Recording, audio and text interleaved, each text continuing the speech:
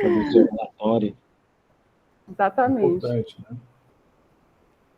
Então, o Ciclo de Conversa, ele é um projeto que faz parte da minha pesquisa de pós-doutorado na UFPA, recentemente, né, desde agosto, e esse projeto vai versar sobre várias temáticas, né? E uma delas é essa relação, que é a relação principal desse projeto, que é literatura e produção literária e cárcere, mas, sobretudo, a produção literária, o fazer literário dentro de um contexto de exceção, né? Dentro de um contexto de repressão, ou seja, vai culminar, consequentemente, numa situação de prisão política, né? Que foi o caso de Dalcídio Jurandir. Então, em 2017, quando eu estava lá na Casa Rui Barbosa, fazendo umas pesquisas para a minha tese, que era também sobre Dalcídio, eu sempre me deparava com a informação de que quando Dalcídio foi preso, em 1936, né, lutando contra o fascismo no Pará, né, na época de Magalhães Barata, e em prol de uns prisioneiros que participaram da intentona comunista aqui no Pará, ele também foi preso, né, lá no presídio São José, que hoje é o São José Liberto. Ele ficou preso por 2 meses, e ele ficou preso incomunicável, em que ele era proibido de conversar, receber visitas, ele era proibido de ler, né, que era uma das coisas que ele, no início da carreira literária, era o que ele mais gostava de fazer, né, talvez ler, escrever, porque ele era considerado, segundo os autos, né, da prisão, um preso de ideias muito perigosas. Né? Está assim descrito, né, como ideias muito perigosas. Né? E se falava muito que ele tinha levado para ler na prisão Dom Quixote, que era uma dívida literária, né? Ontem a gente estava conversando sobre isso, né, Anderson, sobre dívidas literárias, e Dalcídio tinha, né, ele dizia que ele tinha essa dívida, né, de ler Dom Quixote. Ele levou, né, ele conseguiu o livro, e só que alguns críticos literários, como Renan Pérez, por exemplo, quando fala sobre esse episódio da vida do Dalcídio, dizia que o livro tinha sido confiscado, né, durante o confinamento, que ele não havia terminado a leitura. Né?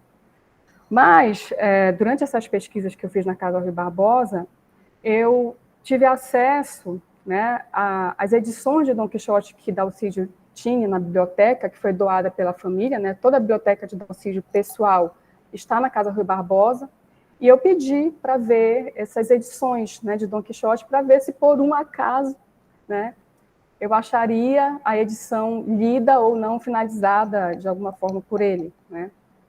Por acaso tivesse rabiscos e tudo. E eu encontrei a edição, né, que ele leu. Eu quero mostrar aqui para vocês, né, mas eu não quero, eu vou mostrar. Eu encontrei a edição que ele leu, né, e encontrei também a anotação que ele faz no final da página, de que ele terminou de ler o livro, e coloca a data e assina. Né? Então, foi um momento muito emocionante da minha vida de pesquisadora, porque até então o que se sabia é que ele não tinha terminado de ler o livro. Né?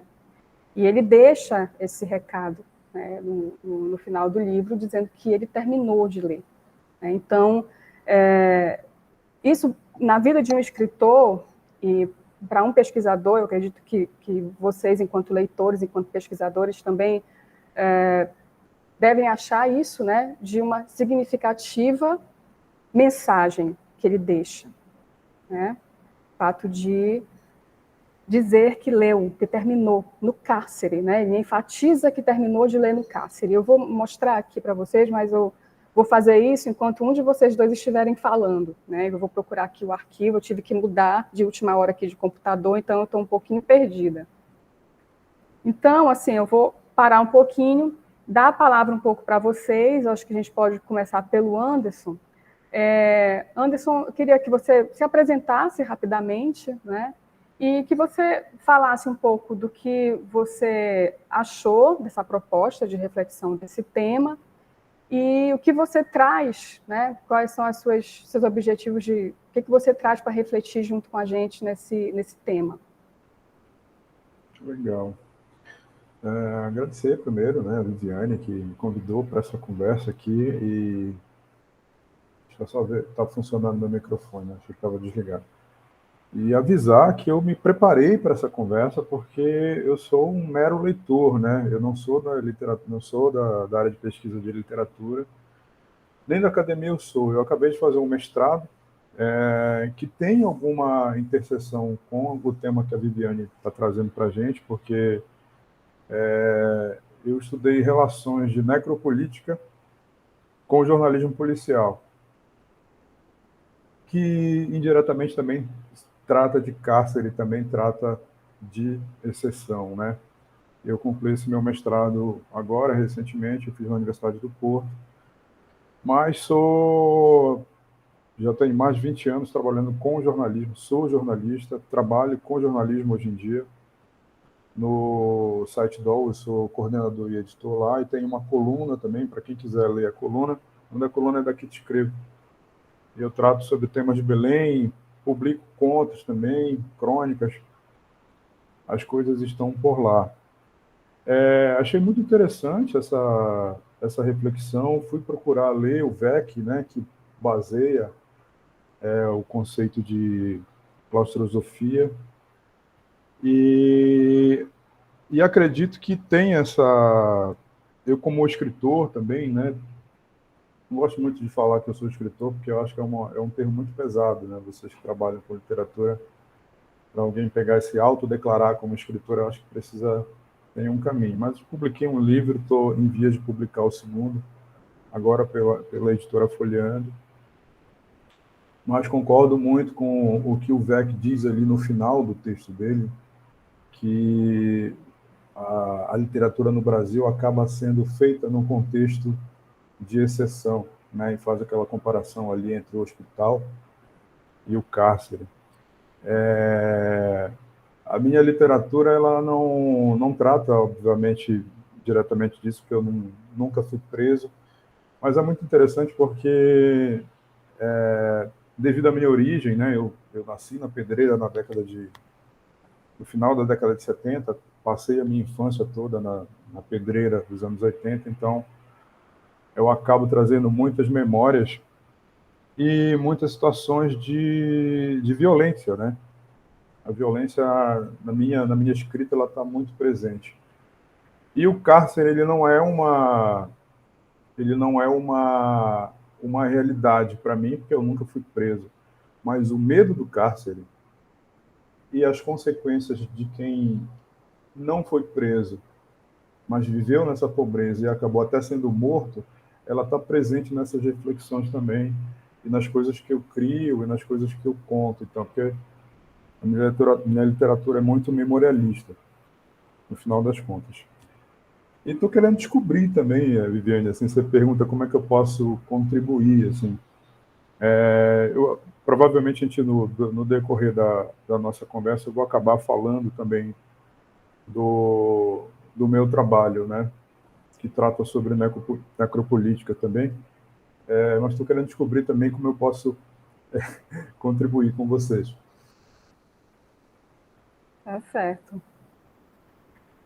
Bom, Carlos, você pode fazer então a sua prévia também, e depois eu mostro a edição, né, do Quixote para vocês. Ok, ok. Então, boa tarde a todos que tiraram um tempinho para vir participar dessa conversa. E eu encarei isso muito ao pé mesmo do termo, uma conversa, né, para não tornar uma Aula remota. tem sido assim uma das batalhas aí nesses últimos 2 ou 3 anos, a gente está retomando A gente está isso. cansado, né, de aula remota, né, E Carlos? assim, aí eu fico olhando os avatares e isso já suscita um monte de memória. Traz trauma. Bem, como eu já tinha conversado, já tocado no início, né, a minha trajetória ela é muito curiosa, porque eu venho de trabalhar e de estudar literatura medieval para entender um pouco sobre as influências ou os reflexos do imaginário desses autores que aparecem no século XVI, e mais especificamente hoje a gente fala de autor, né?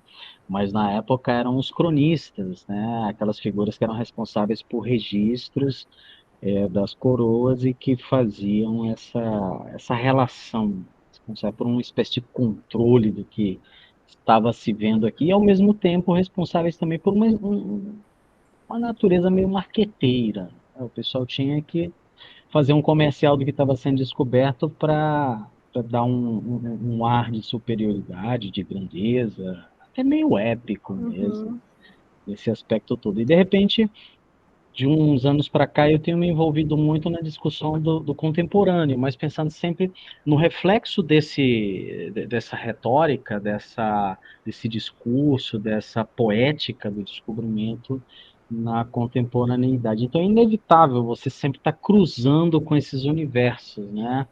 E aí, de repente, eu vejo uma conversa como essa daqui, e a Viviane fala, eu fiquei imaginando também alguns aspectos, quando a gente pensa na América Latina, né, parece que a gente vive o tempo todo numa constante dívida, pelo menos a história, a linearidade dessa história ocidentalizada nos faz acreditar que a gente tem uma eterna dívida no que a gente produz aqui no continente. Então, acho que foi mais outra provocação que eu achei interessante trazer para essa conversa, né? Quando a gente pensa em Dalcídio, a gente pensa também em Cervantes, né? Será que tem ou não tem? Será que isso influencia? Porque são contextos assim muito curiosos, né? Uhum.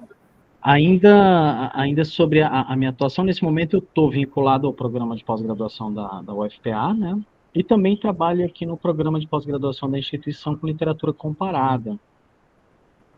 Então, é isso, eu estou aqui curiosíssimo para a gente ampliar aí essa triangulação de histórias e ideias.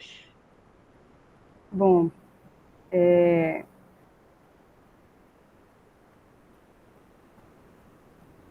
deixa eu ver aqui como é que eu vou compartilhar essa tela.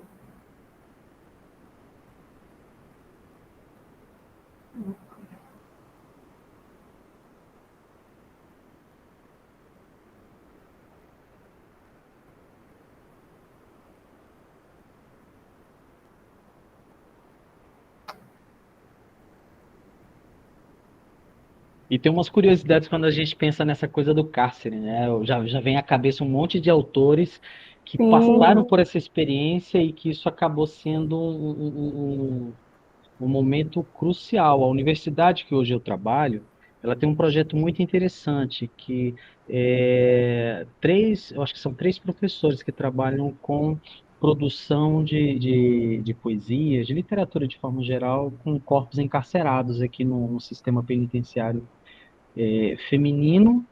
O pessoal está trabalhando mais com feminino, não tenho visto muita produção. Tem sido um trabalho assim muito interessante. Tem vindo gente dos países aqui vizinhos para discutir a questão, porque é um tema que não é muito, não é muito, não é muito antigo, né? A discussão é muito nova. Para que a gente tenha ideia, a produção e a publicação efetiva de obras eu acho que tem uns 5 anos, talvez, 5, 6 anos, para ser uma coisa mais conhecida, mais, que tem transitado mais no circuito intelectual. O pessoal tem guardado muito essas discussões associadas cárcere à produção literária. uhum, Não apenas como tema, né, mas como espaço de produção também. exatamente. Então, essa questão do espaço, né, ela entra como um elemento estético muito importante para se pensar essa literatura do cárcere, ou essa literatura carcerária, né? Eu estive lendo algumas coisas em francês, porque eu também, nesse projeto do pós-doutorado, eu trabalho com uma escritora francesa que viveu uma experiência muito parecida com a do Dalcídio. Lá também era comunista, Charlotte Delbo, e ela foi para Auschwitz, né, na época da Segunda Guerra, e ela leu O Misantropo, de Molière, né? Era a obra preferida dela, e vai ser o tema do próximo ciclo, que será na terça-feira, né? Então, ela viveu uma experiência muito parecida, mas num outro momento de exceção, que foi o nazismo, né? E ela leu o Misantropo, de Molière. E na situação dela tem uma questão interessante, porque ela teve que decorar o livro, porque eles confiscavam, né? Então, ela decorou o livro e todos os dias ela declamava um trecho para que ela não esquecesse, né? Então, tem essa característica na história dela. Eu já provoco essa curiosidade para o próximo ciclo, que vai ser na terça-feira que vem, né? Mas, voltando aqui ao Dalcídio, gente, eu não estou conseguindo compartilhar a tela, tá? Porque, como eu comentei com o Carlos, eu tive um problema com a conexão do meu computador aqui, eu estou aqui na UFPA, eu tive que usar o computador de outra pessoa e eu não estou conseguindo manusear aqui. Mas, para a gente não perder tempo, né, uma hora eu consigo fazer isso. E, assim, eu acredito que os interessados, né, nessa conversa, e mesmo que o Carlos e o Anderson não se confessem leitores especializados ou assíduos em Dalcídio Jurandir, né, a gente apresenta, como de praxe, rapidamente, até porque a proposta da conversa entra nesse mérito do projeto estético-literário de Dalcídio, né, e eu costumo dizer já há muito tempo, né, que o projeto literário do Dalcídio se trata de um projeto ético, estético, literário, né, porque existe uma ética muito forte nesse projeto dele, né, e que se fortaleceu justamente nesse momento em que ele esteve no cárcere, porque foi no início justamente da carreira literária dele, né? E o Dalcídio escreveu um ciclo chamado Ciclo do Extremo Norte, composto de 10 romances, em que conta a trajetória de um personagem chamado Alfredo, né, que perpassa, né, por aventuras e desventuras entre o cômico e o trágico, né, dialogando com essas peripécias, né, mas que o objetivo de Dalcídio é mostrar essa Amazônia, né, essa Amazônia em crise, né, essa Amazônia em desgraça, essa Amazônia empobrecida, essa Amazônia, sobretudo, ameaçada, né. Isso também ele deixa muito claro nessa questão da Amazônia ameaçada nos textos jornalísticos dele também, né. E no projeto literário dele, isso também reverbera, né, de maneira muito forte. E tem algo também muito caro a Dalcídio, na elaboração desse projeto dele, que é a ideia de justiça, né?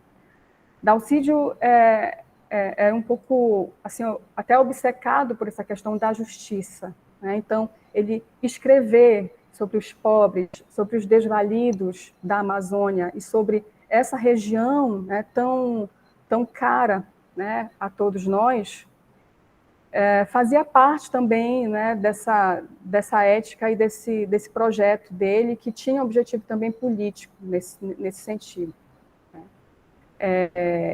E aí, quando Dalcídio, nesse início de carreira literária, lê Quixote no cárcere, né, em se tratando, e aí, Carlos, já lanço para ti uma proposta, né, da gente continuar a conversa, a questão do ciclo, né, dos ciclos literários. Então, quando Dalcídio decide fazer do seu projeto literário um ciclo, né, que é esse perambular desse personagem, né, tem um texto do professor Hernani Chaves, que abre a edição mais recente do livro Ribanceira, que é o último livro, que ele fala que Alfredo é um andarilho.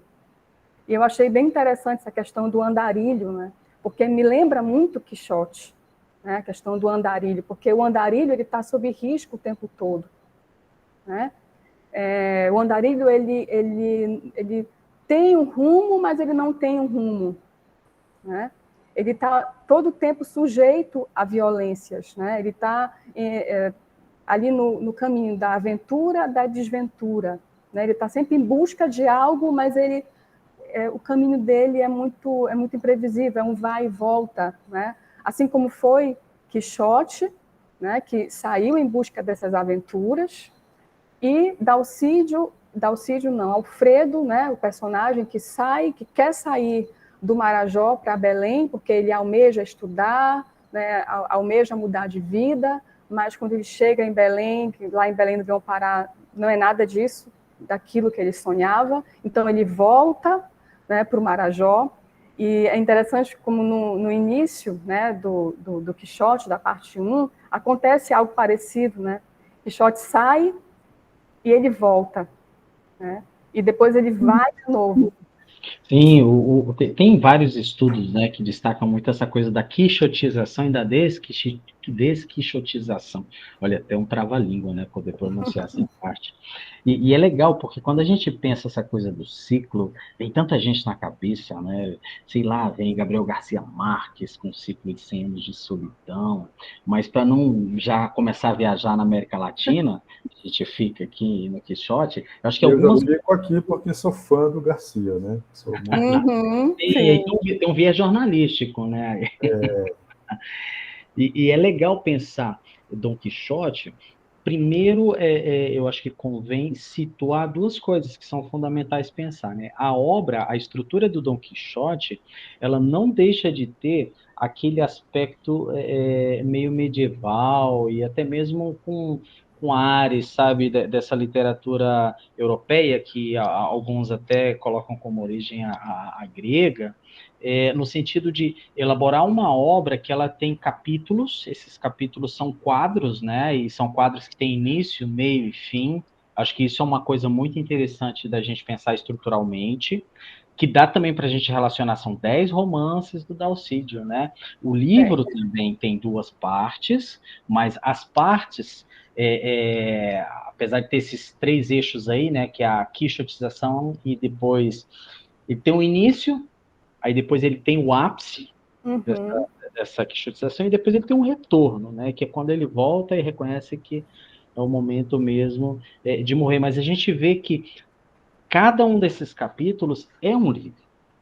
Não só pela sua intenção, mas é um quadro que tem início, meio e fim, que não necessariamente ele vai ter... E o personagem, a personagem corta todos os capítulos. E é interessante quando você fala essa coisa do andarilho suscetível, que também é uma outra figura muito presente nesse contexto, que a gente já faz menção a La Saria de Tormes, que é uma outra obra que desse momento também, que tem a ver que nós também aqui na América Latina acabamos produzindo alguma coisa muito parecida, com Laçario de Caminantes, né, lá perto da Argentina, mas tem alguma coisa parecida. Mas é interessante também pensar como é que essa figura que caminha, essa figura, Laçario de Tormes cego, Dom Quixote tem uma cegueira, que está associada por alguns como a loucura, né? Isso.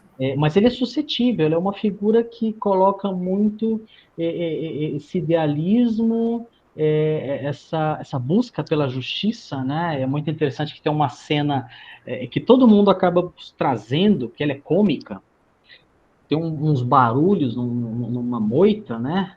E aí ele começa a se incomodar e de repente ele puxa a espada e começa a desafiar e a dizer quem é que está aí atrás, quem é que está aí atrás. De repente ele começa a sentir um cheiro ruim, né? Um cheiro de podre mesmo. Era o Sancho Panza que já tinha feito nas calças, né? De tanto medo. E aí rola aquela comparação. Os estudos geralmente tomam essa cena como base para aquela coisa do transcendental, da coisa do ideal, da justiça, com o escatológico, com o humano, né? Com essa coisa que sempre está responsável por trazer o Dom Quixote para a realidade e às vezes até salvar ele da opressão do mundo, né? Das injustiças do mundo. O Sancho Panza ele tem um papel fundamental em toda a obra, porque sempre que o Dom Quixote começa a voar muito, é hora de trazer ele. E é engraçado que ele assume esse papel muito por conta de interesse, né? Ele quer ser governador de uma ínsula, que foi prometido lá no início. Foi prometido lá no início, exatamente. Esse ciclo e é muito bacana, é muito bonito a gente ver isso. Como é que no primeiro momento ele começa a se envolver, depois ele chega ao ápice, realmente ele tá mergulhado naquela crença de que os moinhos realmente são gigantes. E depois é muito triste quando a gente vê o retorno dele, essa desquixotização, né? Aí a gente vê o lado humano, o lado sensível, como é que a injustiça em alguns momentos prevaleceu e tirou dele muito. É um livro muito bonito, muito intenso nesse sentido. E tem algo bem no início também, Carlos e Anderson, que me chamou muita atenção em Quixote, né? É aquele episódio em que vão queimar os livros dele, né? O padre e a ama se juntam para queimar a biblioteca de Quixote porque ele já estava sendo considerado louco, né? E o mais engraçado, por que que ele estava sendo considerado louco? Porque, primeiro, ele colocou uma armadura, né? Meio que se fantasiou, e porque ele queria sair em busca de defender os pobres e desvalidos, as viúvas e os órfãos, né? Então, é interessante como naquela época você ter esses ideais que hoje nós poderíamos fazer um parâmetro dos ideais, digamos, comunistas, né? E você é considerado louco, né? Então, o Quixote era considerado louco naquela época. Então, esse episódio que eles queimam os livros é interessante porque eles vão vendo, eles não vão queimando sem olhar qual livro eles vão queimar. Eles vão ver, vamos queimar esse porque isso, vamos queimar esse porque isso. E o que me chama a atenção em relação a essa questão da estética do ciclo, né, é que vários livros que eles vão queimar, eles identificam, esse faz parte do ciclo tal, esse faz parte do ciclo tal. Então, é bem assim, visível que naquela época os escritores tinham esse propósito de sempre escrever projetos em ciclos literários, né? E isso me chama a atenção porque justamente Dalcídio lê esse livro no momento em que ele estava formulando o projeto dele, né? E eu, como pesquisadora de Dalcídio há alguns anos, eu me perguntava isso. Será que Dalcídio já tinha, desde o início, ou antes de se tornar escritor, muito bem definida essa questão de que eu quero escrever um ciclo sobre a Amazônia, assim, assim, assim, e eu particularmente acreditava que não, né? Que deveria haver algum momento da vida dele em que esse projeto nasceu, e o que tinha influenciado, né? E aí, uma das hipóteses é essa, né? É essa leitura de Quixote. Aí, só para, antes de você comentar mais um pouquinho, Carlos, antes de passar a palavra para o Anderson, tem algo muito também importante que eu acho em Quixote, aí eu só queria ler um trechinho aqui. Ele fala muito sobre a ordem da cavalaria, era isso que eu queria que você comentasse. Por quê? Porque essa ordem da cavalaria me vem muito, assim, na minha reflexão, que é, de alguma forma, se não a maior, ou uma das, digamos, ordens do projeto de Dalcídio, né? Por quê? Aí eu vou ler aqui só para relembrar, em que ele está explicando, né, o porquê que ele quer seguir essa ordem da cavalaria. Para cuja segurança, andando mais os tempos e crescendo mais a malícia, instituiu-se a ordem dos cavaleiros andantes, a fim de defender as donzelas, amparar as viúvas e socorrer os órfãos e os necessitados. Desta ordem sou eu, irmãos cabreiros, a quem agradeço o regalo e bom acolhimento que dais a mim e a meu escudeiro. Então, ele está o tempo todo lembrando por que ele tem esse propósito de sair por aí, né? E o cavaleiro andante, né? Que lembra muito essa figura também do andarilho. Então, eu queria que... Duas coisas, eu ia pontuar antes. Mas acabei deixando de lado um pouco.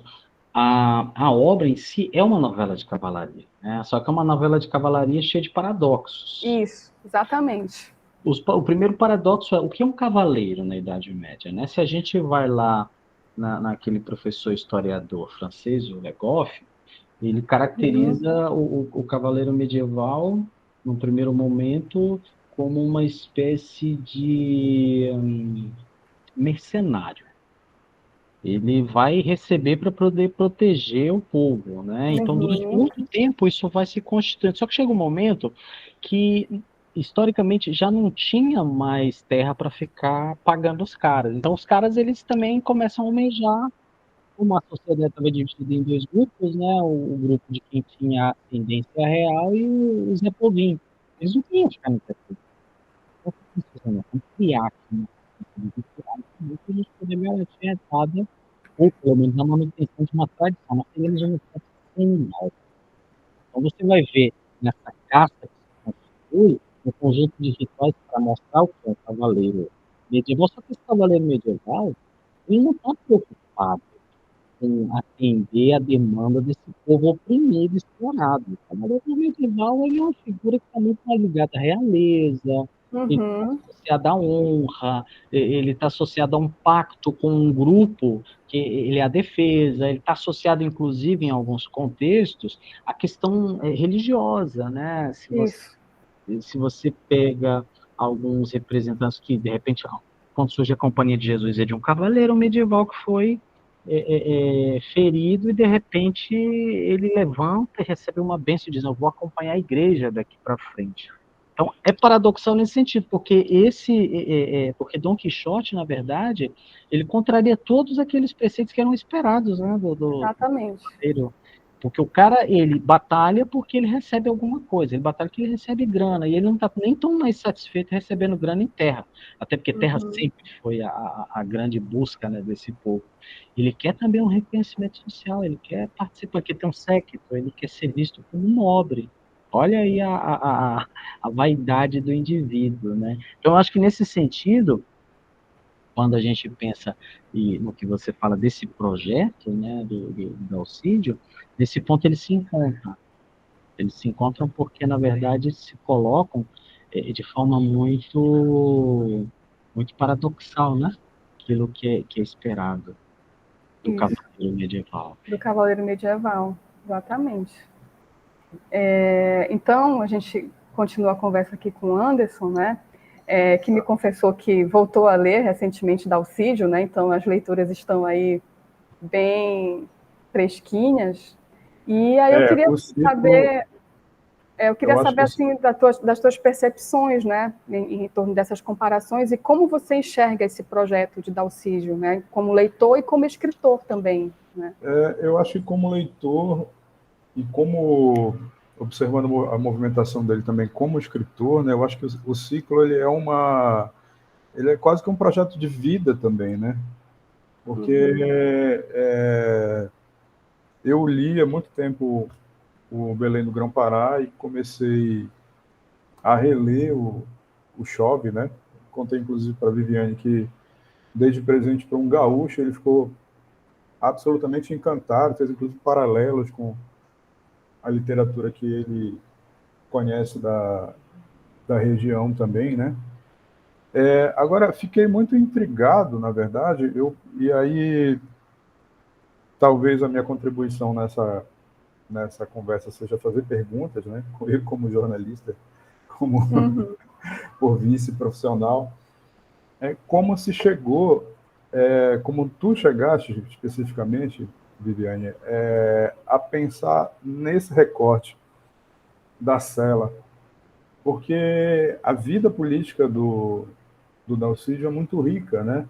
Ele, Sim, inclusive, tinha... eu li algumas, não para essa conversa, mas em outras ocasiões eu li, em algumas... Enfim, faz mais ou menos uns 2 anos, eu acho, que ele fazia parte de um grupo de comunistas que tinha uma intensa comunicação, por exemplo, com Jorge Amado, com o sim. próprio Drummond, enfim, com figuras da literatura que também eram, né, tinham uma movimentação política muito interessante. Eu sei que o teu trabalho também vai por esse lado, né? Comecei a ler a tua tese também para me preparar para essa Poxa, conversa. obrigada. Nem eu nunca mais li minha tese. Baixei, comecei a ler, depois fui naquele artigo que está menor e tal, que fala sobre a vida nua e faz as relações com a Gambem também. Enfim, mas queria entender por que tu chegaste exatamente nesse recorte. Eu sei que tem o teu interesse em compreender as influências literárias dele, né, com o próprio Cervantes aí, e no teu artigo também tu falas que ele teve outras leituras, Marcela, Dostoiévski, Engels Sim, e tal, sim. mas queria compreender como você chegou nesse recorte da Cela, que é um recorte muito interessante, que também é resultado dessa vida, né? Dessa rica vida política que ele teve. Porque, assim, a primeira coisa é que Dalcídio é muito pouco lido, né? Sim, Assim, e mal interpretado, pouco lido, mal né? interpretado ainda tem Mal essa questão, né? interpretado. As pessoas Porque acabam... essa Amazônia aqui, que a gente está se debruçando, né? Essa Amazônia que Dalcídio quer mostrar, não é a Amazônia que é vista pelas Uhum. obras dele, né? E é atual, né? Porque a gente está falando Exatamente. de coisas atuais. A gente teve agora esse episódio horroroso que colocou o Marajó no centro dos debates de novo, com a história da Damares, né? Colocando lá Uhum. a exploração sexual de crianças e tudo mais, né? De uma maneira bizarra. E essas coisas estão todas acontecendo, né? A gente vive, de fato, num estado de exceção e a obra do Dalcídio vem mostrar. Eu lembro que eu fui a Cachoeira do Arari também, né, para pegar, né, na época eu estava lendo o Belém do Grão-Pará e aproveitei que eu estava no Marajó e fui, né, para compreender enfim, né, para estar no ambiente ali, né. E é muito impressionante que parece que a gente vai lendo o Chove, né, Chove nos Campos de Cachoeira, e vai agora, parece que é a mesma coisa, sabe? Parece que Exatamente. as desgraças que ele vai... Na verdade, não é nem desgraça, eu acho que na obra, principalmente no Chove, tem uma tristeza muito grande pela situação, né? É uma narrativa triste, no final das contas. É uma narrativa melancólica, né? Melancólica. E aí eu queria compreender, né, a tua escolha como pesquisadora da cela, do cárcere, do auxílio preso, né? Eu sei que tem a busca pela referência, mas queria compreender também. Eu falo disso porque eu, por exemplo, decidi pesquisar sobre necropolítica e jornalismo policial, porque eu sou jornalista, cobri a sessão de polícia durante muito tempo, sempre foi uma coisa que me incomodou muito, né? É engraçado porque as pessoas interpretam errado, né? Você tá cobrindo ou está investigando um assunto é porque você gosta, não é porque aquilo te incomoda demais. E me incomodava demais. Uhum. Eu acho que a explicação do sensacionalismo que muita gente dá para a questão do jornalismo policial, ela é muito superficial, ela não chega, no final das contas, sobre o que de fato representa o jornalismo policial dentro desse sistema que tem. E aí fiz essas relações com a necropolítica, que também fala dessas vidas descartáveis, também fala dessa vida nua, também fala de estado de exceção. E acabei percebendo relações até mais fortes do que eu acreditava, né? Não tem aí uma questão de causa e consequência, mas existe. Depois, se vocês quiserem até me perguntar, mas também não quero entrar muito, senão vou ficar falando do meu trabalho aqui, não é a função. Mas queria entender isso, como pesquisadora, como tu chegaste do Dalcídio na cela, isolado, preso, que é uma imagem para mim muito impactante, principalmente porque eu me comovo, na verdade, muito com a atuação política dele, né? E pela falta de compreensão também dele como agente político, sabe? Ah, sim, exatamente. Bom, eu vou tentar te responder aqui, né, para não ficar uma aula remota, mas teve toda uma trajetória, né, para eu chegar nesse recorte que vem desde a minha tese, né, quando eu trabalhei com o conceito de estado de exceção a partir de Agamben, né, e inclusive quando eu falo da Amazônia, né, de Dalcídio Durandi, nessa vida nua amazônica, né, na obra de Dalcídio Durandi, a partir desse estado de exceção, eu uso o termo espaço de exceção, né? Então, eu começo desde a minha tese a falar sobre a Amazônia como esse espaço, né? Um espaço realmente no sentido geográfico, né? Um espaço de exceção, né? E quando eu me deparei com esse fato, né, de ter descoberto que Dalcídio finalizou a leitura de Dom Quixote no cárcere, né, e ele enfatiza isso, né, de dizer acabado de ler no cárcere, né, em 9 de maio de 1986. Então, isso me chamou muita atenção para esse espaço. Por que que ele quis dizer que finalizou no cárcere, né? Então, esse espaço ali de confinamento para ele foi ao mesmo tempo de limitações espaciais, mas metaforicamente, um espaço muito profícuo em relação à vida literária dele, né? E levado por questões políticas. E quando eu também estava fazendo a pesquisa na Casa Rui Barbosa, eu tive acesso a muitos textos jornalísticos de Dalcídio que assim, já foram publicados em livros, né, alguns textos jornalísticos dele. E é interessante, Anderson, se você falou da questão da atualidade de Dalcídio, a gente observa essa atualidade nesses textos também jornalísticos, né? E lá na Casa Rui Barbosa, é interessante como eles separam esses textos do Dalcídio por categorias. Que você tem, eu não entendi muito bem, né? Mas, enfim, aí eles colocam textos jornalísticos, aí tal, tal, tal, tal. Aí textos políticos, tal, tal, tal, tal. Como se o texto jornalístico não fosse, de alguma forma, político, né? Mas, enfim, eu li praticamente tudo, né, em relação a isso. E, para mim, o que eu concluí, né? Que esse projeto do ciclo do Extremo Norte, né, por isso que eu venho, né, defendendo essa ideia desse projeto ético, estético, literário, né, porque de enxergar, né, isso é uma proposta que a gente discute muito no Nahares, né, Carlos, do escritor intelectual, né, que a figura do intelectual não está dissociada dessa figura do escritor, né? Então, é um escritor que ele reflete sobre o seu tempo, reflete sobre a sua época, ele é um ser histórico, ele é um ser social também, né? Então, todas essas questões, esse Dalcídio político, ele não está dissociado no momento em que ele elabora esses romances, né? Embora, logicamente, ele utilize as técnicas narrativas que a gente conhece, né, para fazer um outro tipo de texto. E a questão do cárcere, né, na época, coincidentemente, eu estava lendo o texto do Vecchi, do Roberto Vecchi, né, do filósofo italiano, em que ele fala, né, sobre o conceito de claustrosofia, né, que tem uma analogia aí com claustrofobia, questão do ambiente fechado, né? E a claustrosofia é a questão do pensamento, como fica o pensamento no ambiente, né, fechado, né? Então, ele fala da claustrosofia no sentido de a produção intelectual, né? Como fica o pensamento dentro de uma situação de exceção, da questão do confinamento, do cárcere, né? E ele, como filósofo, é interessante como ele inicia o texto tentando definir o que é cárcere, né?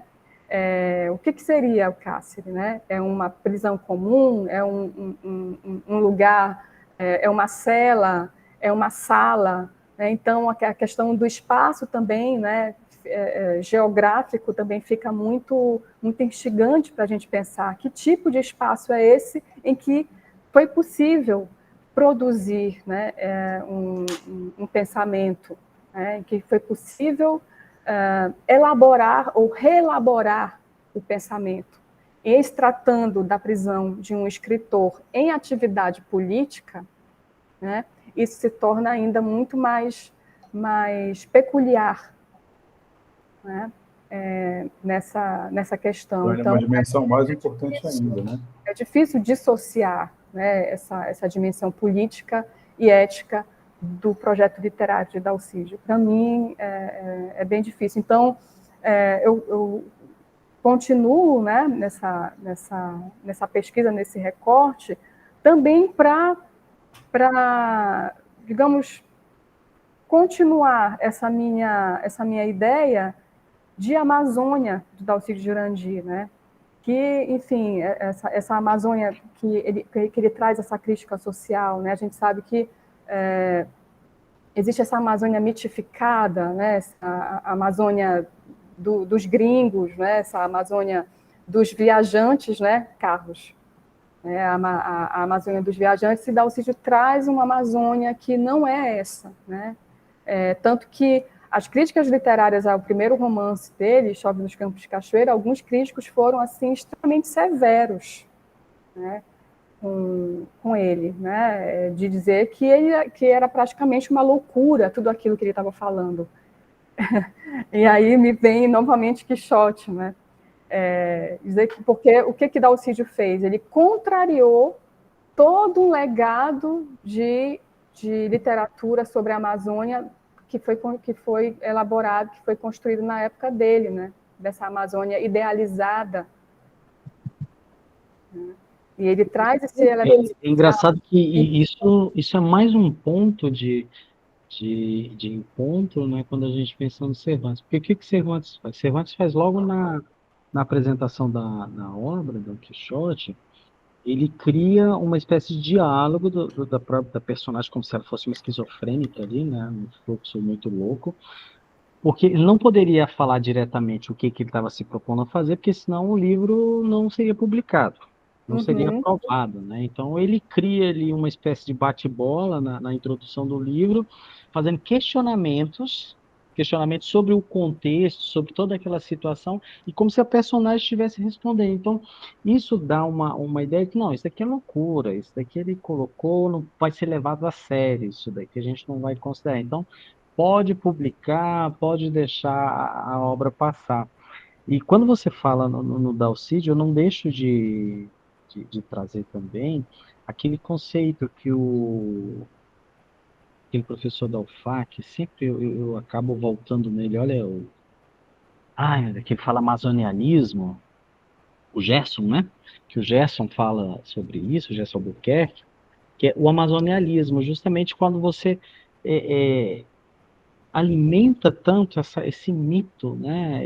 Na verdade, quando você fala em Amazônia, hoje, morando aqui no Sul, quando fala em Amazônia, é engraçado que parece que as pessoas ainda não superaram. Pois é, Não exatamente. Eu queria, inclusive, fazer uma provocação, porque quando a gente fala de cárcere, de claustro, a gente está falando de isolamento também, né? E aí, Viviane, nas tuas investigações, talvez eu possa fazer alguma relação com isso, porque se a gente for pensar, até hoje o Marajó é uma região muito isolada, né? Sim. Até hoje, para nós que moramos aqui na capital, o Marajó continua um mistério. E as coisas que vêm de lá são sempre ou muito violentas ou muito plácidas. Você não tem ali um campo para você desenvolver o humano, né? O que as pessoas estão fazendo ali, né? E aí eu falando isso, pensei na história do Psica, que é esse romance feito pelo Edir Augusto, né? Que tem esse componente, né? Você aborda o Marajó como um lugar de desgraças e de violência e, de certa forma, acaba também isolando. E aí, né, o Marajó é só uma metáfora do que de fato é a nossa região, né? Se a gente for pensar, até a década de 60, Belém não tinha estrada, né? A Belém-Brasília da década de 60, que integrou a cidade ao resto do país. A gente ainda vive muito isolado. Então, eu acho que a tua pesquisa, né, o teu trabalho, se for fazer essa ampliação e pensar na questão do claustro, do cárcere, como isolamento também, eu acho que é uma oportunidade também para falar sobre isso, sabe? Que acaba refletindo na nossa literatura também, né? A gente não é visto como... no final das contas, a nossa literatura, o que repercute no resto do país, né? Ou tem alguma visibilidade, no final das contas, repetindo isso que o Carlos falou, nessa história do mito da Amazônia repetida, desse lugar que ninguém sabe direito o que é, sabe? É interessante porque tem um texto do Jorge Amado, né? Já que o Anderson citou Jorge Amado, ele veio de conhecer a Amazônia de Dalcídio Jurandir. E eu acho que foi o Liberal, publicou, né, um texto das impressões de Jorge Amado sobre a Amazônia. E, assim, eu disse, não, ele não veio. Quando eu li, eu disse, não, ele não veio. Ele não veio no Marajó. Não, ele não veio, porque era totalmente, assim, naquele encantamento, sabe? E porque o que, tudo bem, ele poderia se encantar, não é proibido, mas dele dizer que ele conheceu a Amazônia de Dalcídio Jurandir, eu acho que ele não ajudou muito, né, Dalcídio Jurandir a tornar a obra dele melhor compreensível, né? Nesse aspecto. Também, eu acho que essa coisa da colônia, ela parece que virou um looping na nossa vida, sabe? E isso é um incômodo assim constante, porque ela reverbera em tudo e em todos os territórios e territorialidades que a gente tem no continente, né? Quando você fala sobre isso, aí eu voltei aqui no tempo, fiquei imaginando a questão dos cronistas, né? Tinha um cronista que vinha aqui para ficar reforçando as ideias da Idade Antiga. Aí o cara ficava lá com o papo de Platão, Aristóteles, os caras nunca nem vieram aqui, mas a ideia era reproduzir aquilo para poder validar, né? E depois você tem um cara que está no meio do caminho, que ele pega um pouco disso, mas ele dá uma observada, ele dá uma ajustada, ele também quer ter protagonismo. E tem o outro que leu tudo isso e diz, não, é isso mesmo. Só que parece que a gente não sai dessas duas imagens, a eufórica e a disfórica, que o tempo todo foi elaborada por esses três caras aí, entendeu? É a eufórica de achar que isso daqui é um ambiente que tem de tudo em abundância, aquele mito da abundância, Da né? abundância, sim. E a disfórica, que a gente precisa justificar a existência de alguma coisa, sei lá, com o que, seja com a violência, impregna no continente e de isolamento, essa coisa do exotismo, né, que colou muito bem no continente americano. E quando eu observo, escuto sempre e trabalho com a questão da Amazônia, sempre a gente acaba retornando nessa discussão. Porque, claro que a gente é um looping constante, a gente só faz um pequeno ajuste, mas se reproduz essa coisa da euforia e da disforia novamente quando tratamos desse espaço, né, desse território. Eu queria me permitir aqui uma ousadia, né? Porque eu não sou a Viviane é uma pesquisadora e uma grande leitora do Dalcídio. Eu estou engatinhando ainda, mas assim, quando a gente pensa em dois grandes nomes, né, da literatura que foram, inclusive, de troca de cartas entre eles, né, entre Dalcídio e o Jorge Amado. E aí a gente fica pensando que, no final das contas, são dois regionalistas, porque o Jorge fala da Bahia, né? Mas ele pegou ali, eu acho, aquele espírito do Casagrande Senzala, do Gilberto Freire, né? Da questão da junção das raças, de uma forma até meio que... Sexualidade, né, professor? Sexualidade. E o Dalcídio, quando você lê a obra dele, não tem essas facilidades, sabe? Não tem essas facilidades. Eu estava falando para a Viviane que eu estou lendo o Chove e estou lendo... É difícil. Não dá para parar. Ler, é difícil de ler. Não no sentido de que é uma linguagem complicada, mas é muito denso. Ele não tem essas facilidades. Ele até tem um humor, obviamente, que o Jorge tem também. Mas eu acho que essa coisa dessa geração dele que, né, trouxe grandes regionalistas, e o Jorge é um deles, né? Ele está fora desse esquema, sabe? Porque ele não faz concessão. É uma literatura muito, muito complexa, né? Os personagens são muito complexos. E aí entra no que o Carlos está falando, né? Sobre a euforia e a disforia. Não cabe essa coisa na literatura dele, né? Até tem o isolamento, obviamente, né? Porque está em uma região isolada, mas eu acho que essas facilidades que, por exemplo, o Jorge Amado coloca no texto dele, no Dalcídio você não vai encontrar, sabe? É muito complexo, é muito são seres humanos, você enxerga ali, é isso que eu queria dizer. Você,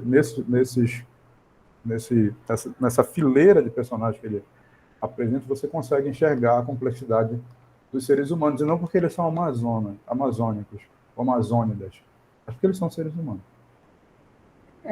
Tem uma outra questão também que a gente não pode esquecer. Como o Dalcídio escreveu um ciclo, né? Então, foi um ciclo que foi escrito durante muitos anos, né? E que perpassou o período da ditadura militar, né, ali. Então, qual era o projeto de Amazônia na época da ditadura militar? Era mostrar essa Amazônia exótica, né, da exuberância, né, da abundância. E nessa época, os livros de Dalcídio assim, entraram um pouco em extinção, né? Então, eu não sou dessa área, né, de pesquisa editorial, mas a gente pode perceber, né, assim, claramente que há um desinteresse ou até mesmo uma proibição, né, de reedição ou de publicação dessas obras nesse período, né, por conta de que Dalcídio não mostra essa Amazônia que interessava, né, a esse período, né?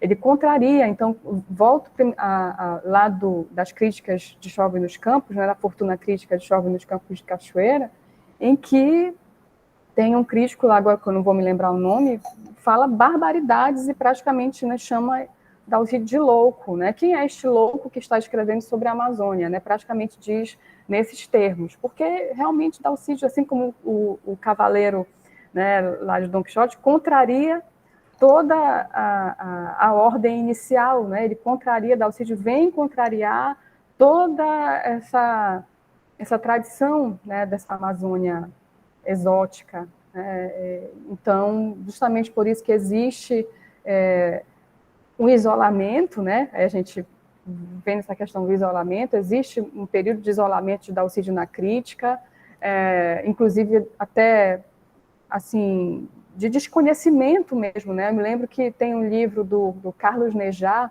sobre história da literatura brasileira, né? Carlos Nejá é do Sul, né? Um crítico do Sul.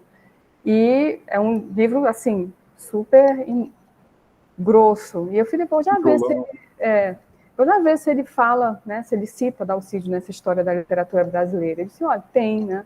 Tem Dalcídio, mas, assim, era um parágrafo e era Delcídio Jurandir, não Dalcídio Jurandir. Viviane, talvez isso explique o incômodo que eu tenho com o Dalcídio em Belém.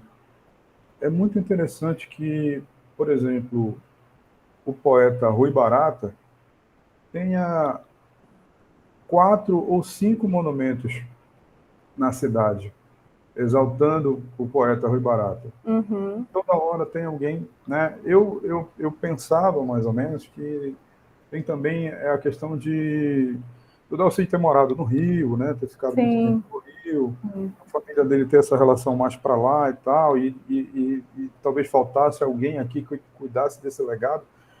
Mas eu acho que esse esquecimento e esse isolamento dele, né? E aí a gente volta ao isolamento, ao cárcere e tudo mais, tem a ver com isso também, né?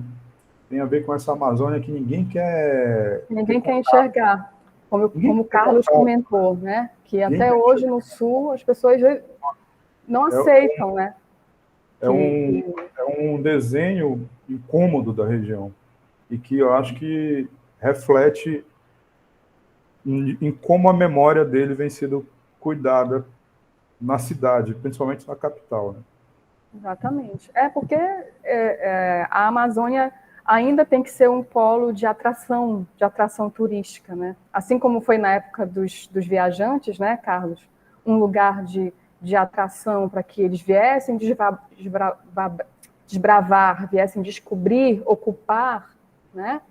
E até hoje só se reconfigura, né, essa ideia, né? Os viajantes de antigamente são os turistas de hoje, né? Os cientistas, né? Essa questão enfim. no caminhar das duas frentes que tem a narrativa como força, né? Que é a história e a literatura. E você tem um contexto, sei lá, década de 30, 40, 50, 60, acho que 70 a coisa começa a mudar um pouco, mas a literatura, tudo aquilo que foge um pouco, ou que mina, ou que se contrapõe a esse discurso que é colocado pela Discurso história, oficial, né? e isso que se contrapõe, não é bem recebido. E isso começou a mudar um pouco, eu acho, de 1980 para cá, que a coisa começou Uhum. a ter uma outra. Não, é interessante a gente ver essa contraposição, essas lacunas que a história, e a galera entende que a história não dá conta de tudo isso, então a literatura entra nessas brechas, e essas reconfigurações ou ressignificações, elas passam a ser vistas como de fato um trabalho que merece atenção, passam a ser valorizadas. Hoje a gente já vê uma pegada mais decolonial, então Uhum. e já tem instrumentos teóricos que amparam. Nesse momento, eu acho que Dalcídio ele já estava muito adiante, sabe, daquele momento. Para mim, ele já era um decolonial assim escancarado, escancarado. Total, Só né? que naquele momento ele não era o momento dele mostrar isso. Não foi bem-vindo. Então, nós precisávamos naquele momento de alguém que fosse mais ufanista, alguém que Acho fosse que mais não tinha essa eufórico. compreensão Exatamente. também, né, Carlos? Como? Acho que não tinha essa compreensão do que é a decolonialidade, né? Sim, Faltava até essa porque eu acho leitura. que a decolonialidade ainda tá muito.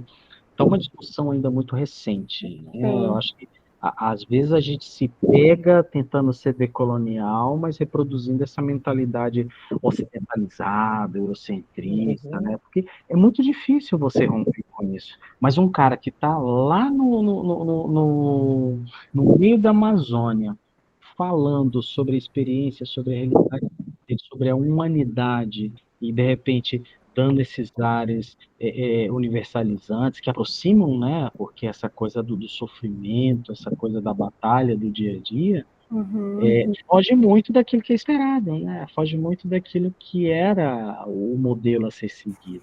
E é bonito porque não é fetichizado. Não é Isso. fetichizado. É muito interessante a forma, porque a gente lê alguns. Não vou ficar citando nomes, né? Porque eles estão vivos e estão aí entre nós e tal. Mas, assim, alguns autores que estão produzindo agora, nessa ânsia de escrever sobre a nossa região, acabam meio que fetichizando essa, quase que uma damarização da literatura, porque a Damares fez exatamente isso. Aquilo Uma ali nova nada mais é categoria, hein, do Anderson? que fetiche, sabe? É fetiche, no final É, das contas. é E verdade, aí de alguma você forma. escreve sobre violência na região, você escreve sobre problemas na região, ou você até escreve sobre a mística da região, mas não tem uma conexão com o que de fato está acontecendo, é mais um fetiche mesmo, sabe, sobre o tema. É muito honesto o que o Dalcídio faz, né? Uhum. E tem uma informação também interessante, e que, assim, a gente sabe disso mais pelas cartas que Dalcídio trocou com o irmão, quando ele já estava no Rio, é que Marajó, o terceiro romance, né, do ciclo, foi... ele diz nas cartas, né, usa as palavras que ele fala, para o Ritacínio, o irmão, que Marajó foi boicotado no Rio de Janeiro, né, que a publicação de Marajó foi boicotada no Rio, né, na década de 60, início da década de 60.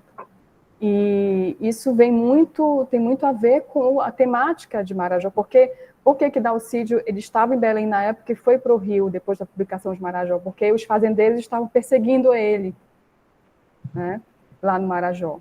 Porque lá no livro Marajó ele faz uma denúncia da questão do conflito de terra, né?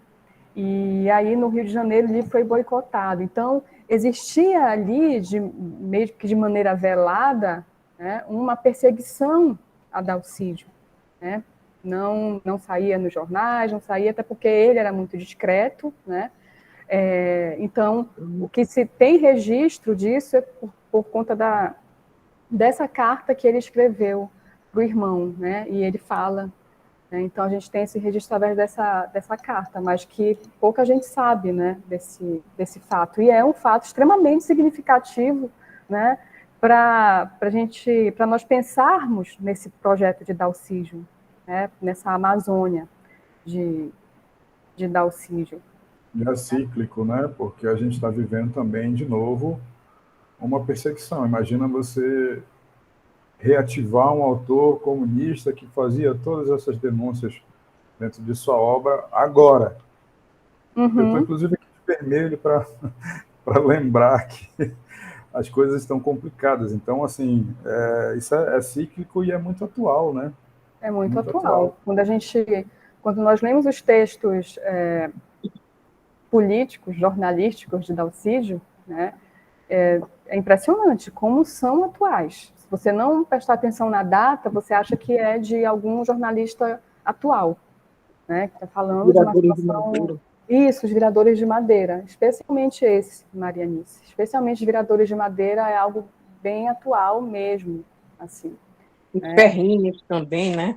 Isso. Os ferrinhos. Aí ferrinhos. Ele fala também sobre a Amazônia. Quando ele tem um texto que ele fala da Amazônia, sobre essa exploração, é como se você estivesse lendo um jornal de hoje. Sabe? É um visionário, é um homem que muito adiante do seu tempo. E vocês estavam falando aí, porque eu estou interessadíssima, porque meu mestrado é sobre o Dalcídio, em especial sobre a Dona Amélia. Vou falar sobre a Dona Amélia, no romance Chove e no romance Três Casas e um Rio. Essa negra que eu admiro muito. Eu sou dalcidiana e sou de Cachoeira do Arari. Olha então, só. quando eu falo em Marajó, que honra. eu conheço toda aquela região, toda. Eu vim estudar em Belém, mas eu conheço muito. Eu conheci recentemente os 2 primos do Dalcídio Jurandir, que são vivos, né, que é o professor Lino e o professor José Varela. E ele me segredou. O professor José Varela, professor da UNAMA, Marianice? Sim, sim. Ele é primo do Dalcídio? É legítimo. Inclusive, Nossa, eu trabalhei anos com o professor José Varela e não sabia disso. Inclusive, ele é comentava filho com ele que eu pesquisava Dalcídio e ele nunca me falou que era primo de Dalcídio. Talvez ele não queira falar sobre, né? E nem eu deveria ter falado. Agora não, mas não se preocupe, né? Mas quando colocam causou assim, um incidente a diplomático, Maria. Pois é, um incidente diplomático. Reconhecido e tal. Aí eu lembro de uma leitura que eu fiz recente do Achuga. Ele fala em planetas sem boca. Nós ainda somos, na região norte, um planeta sem boca. Dalcídio foi um murro no estômago desses homens. Se a gente quiser entender muito bem, uma resposta a tudo isso, a todos esses críticos, né? Álvaro Lins e aqueles que derrubaram Dalcídio, colocaram sabe, num lugar assim que Deus que me livre, sabe? Não queria estar, mas ele dá uma resposta para esse Álvaro que é digno de ser lido, sabe?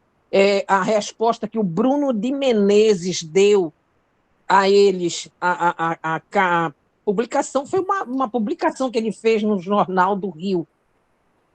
Eu quero que você leia para ver, ou se você já deve ter lido, que você já é uma pesquisadora dele, e agora está muito mais fácil de ler, né? Porque a gente tem quase 200, tem mais acesso. 200, tem mais acesso, porque tem agora, inclusive, um trabalho muito bem feito de uma pessoa daqui, eu esqueci o nome agora, não sei se é Bogea, não sei. Eu sei que ele fala muito disso. Então, não é como diz assim, do planeta sem boca.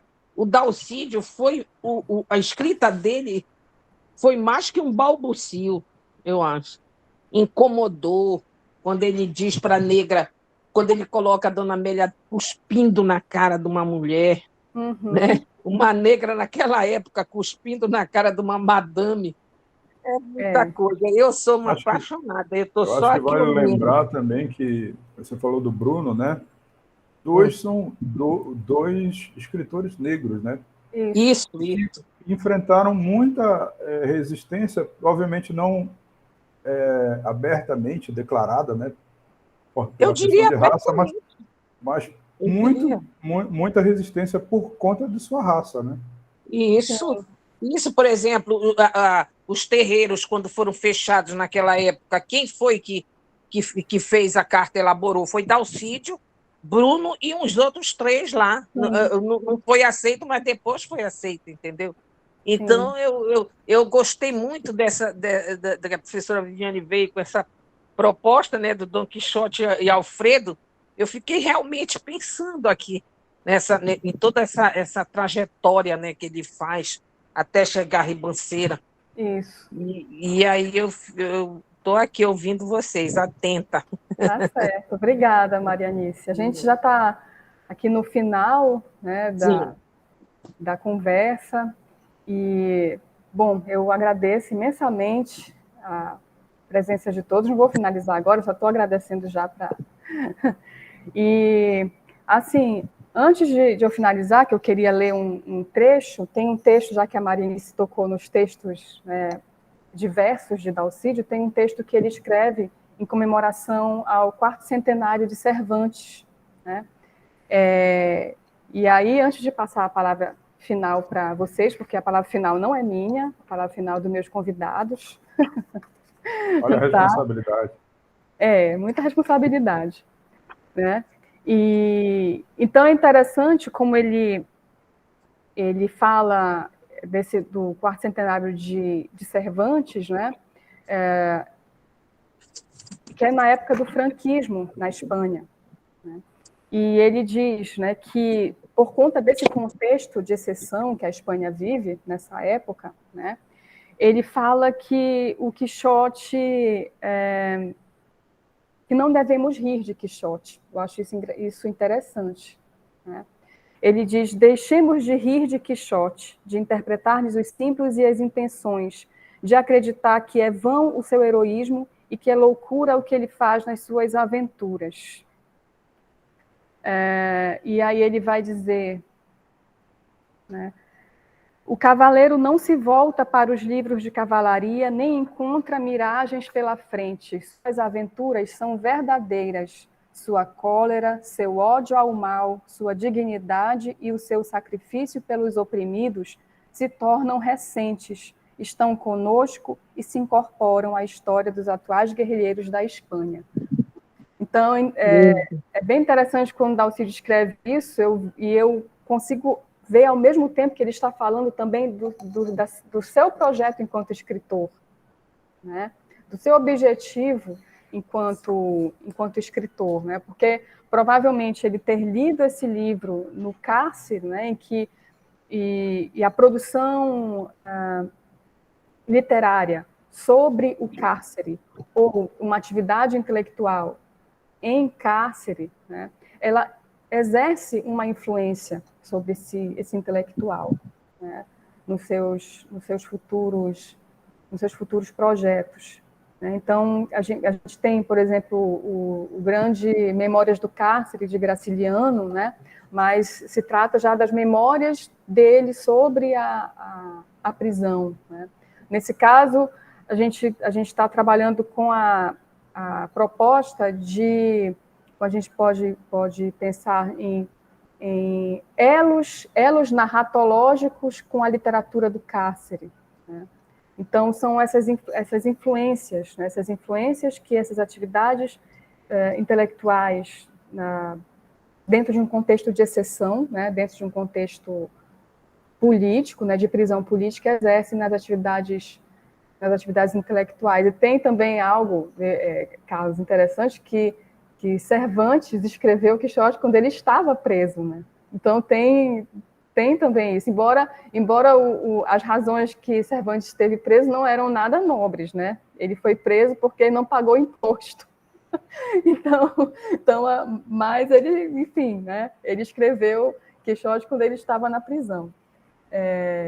E é interessante ver como na história da literatura a questão do cárcere, né, da relação entre produção literária e cárcere, ela vem sendo cada vez mais descoberta, né? Não que ela seja recente, mas ela vem de muitos séculos atrás, né, essa relação.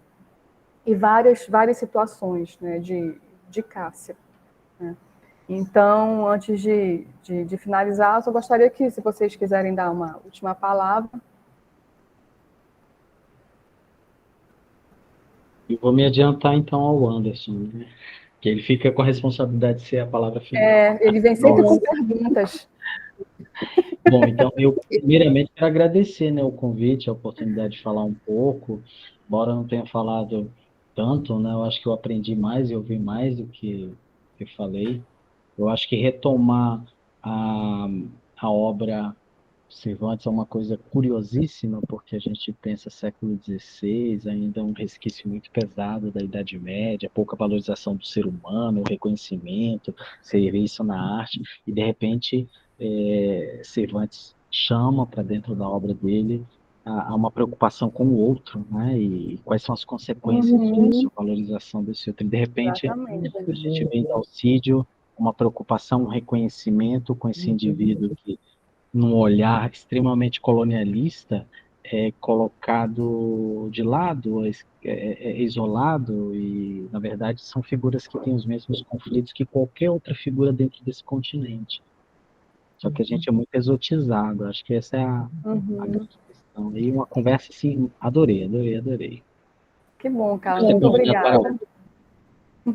Tá certo. Bom, deixa eu falar aqui, né? Encerrar a conversa. Obviamente vou voltar para a Viviane para ela terminar esse ciclo. Mas, na verdade, eu queria só agradecer. Fiquei muito feliz de conhecer o Carlos também, as pesquisas dele, né? Identifiquei aí com a questão da literatura de língua espanhola, que gosto bastante.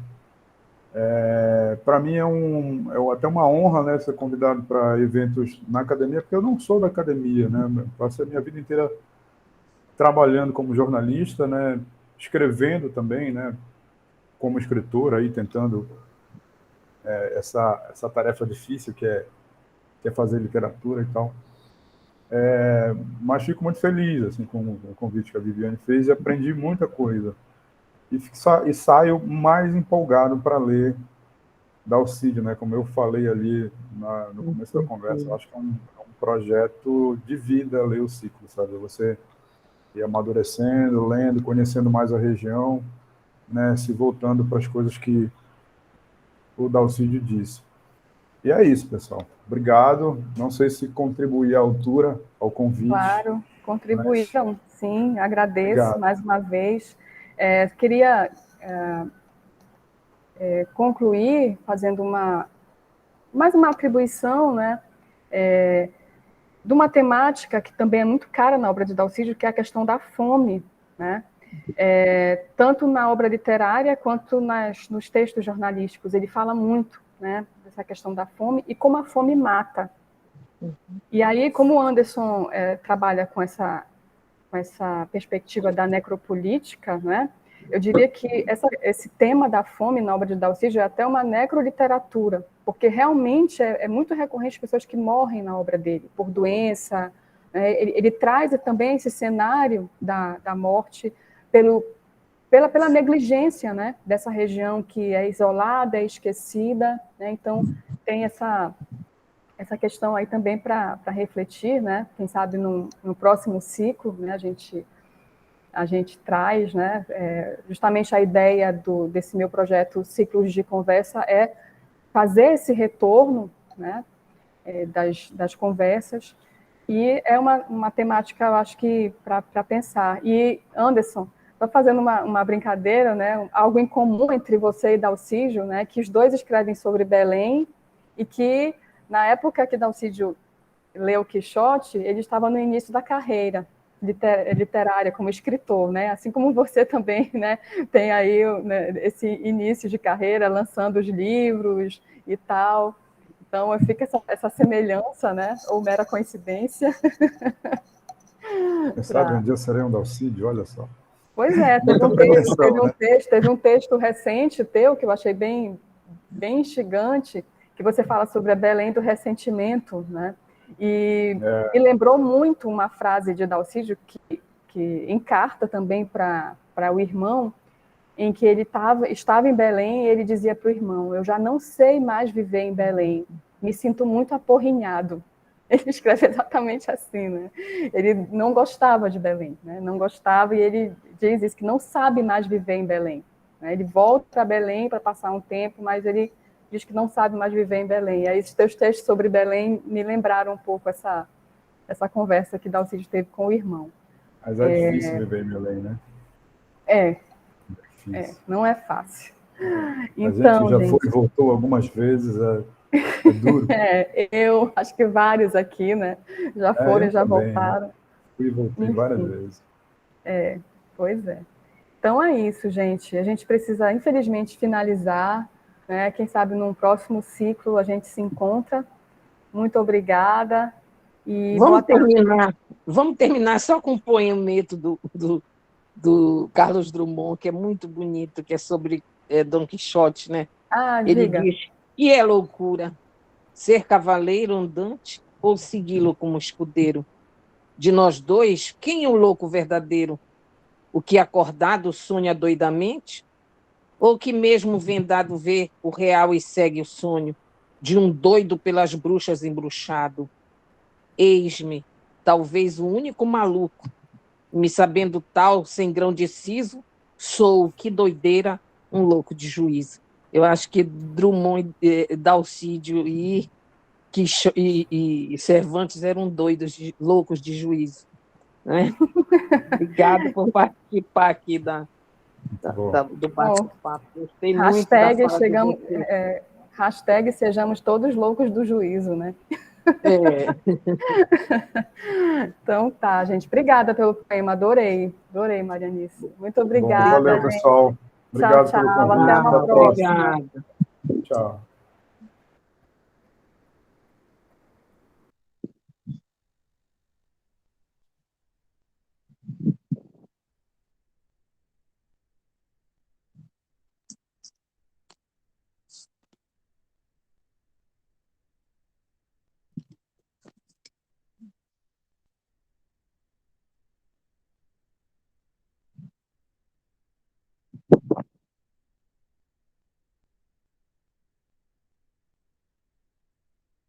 Oi, Janete.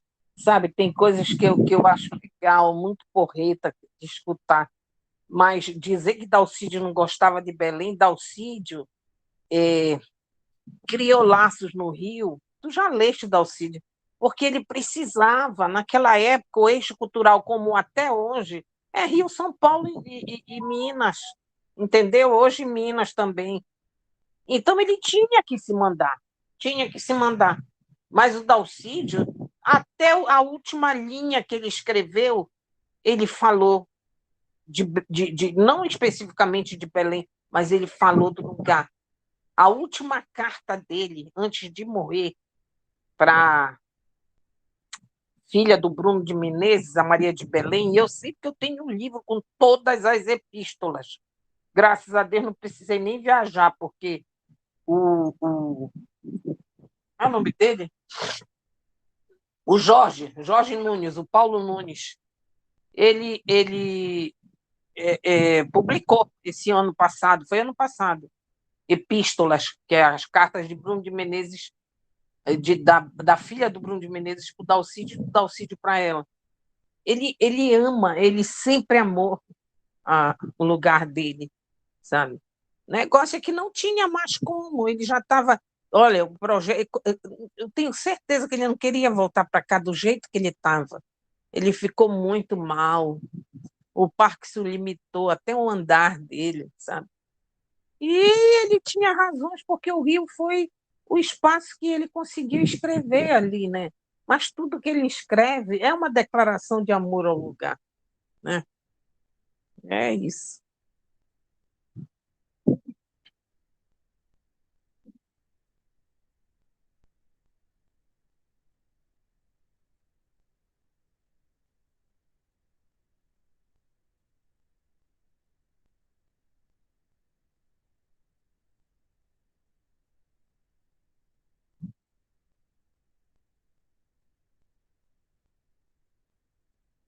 E agora a Pri está lá, né? Eu torcendo por ela. já fiz orações. Eu disse que assim que ela for beber a cerveja dela, para ela publicar uma foto.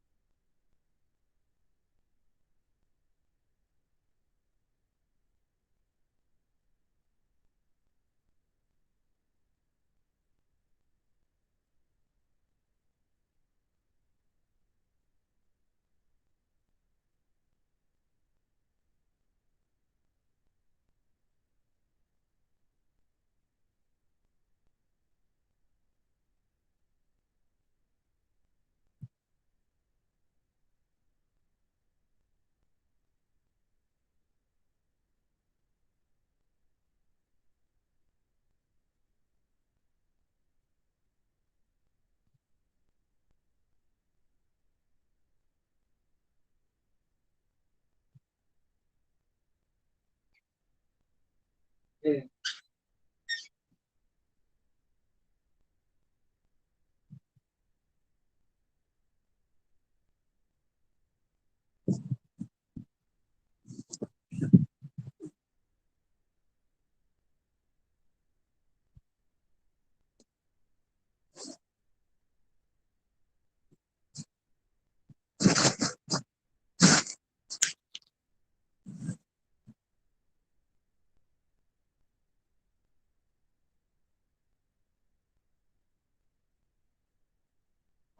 Estou dizendo que eu gostei da palestra deles muito, dessa visão dela, né, de comparar o Alfredo com o personagem Quixote, né?